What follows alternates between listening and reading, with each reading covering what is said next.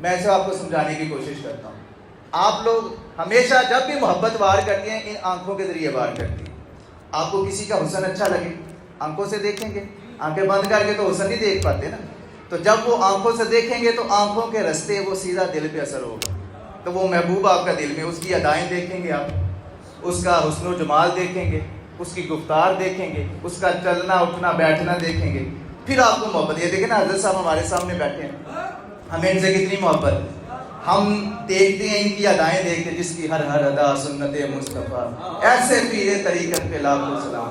تو ہمیں جیسے جیسے ان کی وہ ادائیں دیکھتے ہیں, ان کا وہ شفقتوں بڑا لہجہ دیکھتے ہیں, ان کے لبوں سے جو آمینہ کے لال کے نغمے سنتے ہیں, تو ہمیں ان سے محبت گہری ہوتی جاتی ہے. تو گویا ہم محبت جو ہے وہ ہمیشہ محتاج رہتی ہے.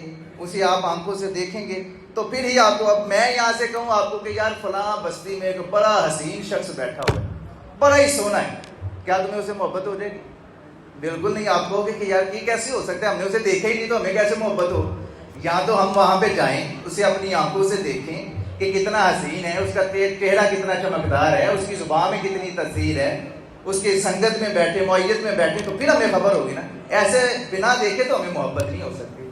لیکن ایک ہستی ایسی ہے جو آمینہ کا لال ہے, جو محبوب کبریا ہے, محمد احمد حامد محمود قاسم عاقب فاتح شاہد حاشر رشید مشہود بشیر نذیر داعٍ شاف ہاد مہد ماہ منجٍ ناہ رسول نبی امی تہامی ہاشمی ابتہی عزیز حریص علیکم رؤوف رحیم طٰہٰ مجتبیٰ تاسین مرتضی حاسین اولا مزمل ولی مدثر متین مصدق طیب ناصر منصور مصباح عامر.